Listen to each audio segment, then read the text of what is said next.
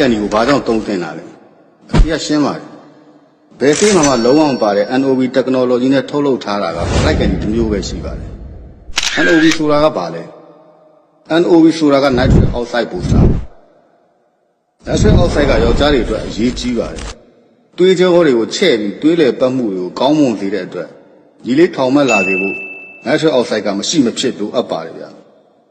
အသက်အရွယ်ရလာတဲ့ယောက်ျားတွေကခန္ဓာကိုယ်က nitric oxide ထုတ်လုပ်မှုလျော့နေလာရင်ပန်းတွေပန်းညူဖြစ်လာနိုင်ပါတယ် flight ကန်ဒီချိုစင်က NOV technology နဲ့ထုတ်လုပ်ထားတာဖြစ်ပါတယ်အခြေအမြင့်မရှိကြော်ညာနေတဲ့ယောက်ျားဆေးတွေဝယ်သုံးနေရင်တော့ငွေကုန်ပြီးအကျိုးမရှိနိုင်ပါဘူးဘယ်ဆေးမှမပါတဲ့ NOV technology နဲ့ထုတ်လုပ်ထားတဲ့ flight ကန်ဒီချိုစင်ကလူကြီးမင်းရဲ့ကျန်းမာရေးနဲ့အိမ်တော်ရေးကိုထူးခြားစွာအကျိုးရှိစေမှာပါ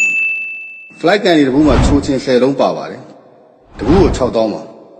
ပထမဆုံးဝယ်ယူတဲ့10ယောက်ကိုချွေးပြောင်းအောင်ကြားတဲ့ကြာသေးလိမ့်စီလက်ဆောင်ထည့်ပေးသွားမှာ10ယောက်ပြည့်သွားရင်တော့လက်ဆောင်မရနိုင်တော့ဘူးဆိုတော့ဖြစ်သွားနိုင်ပါတယ်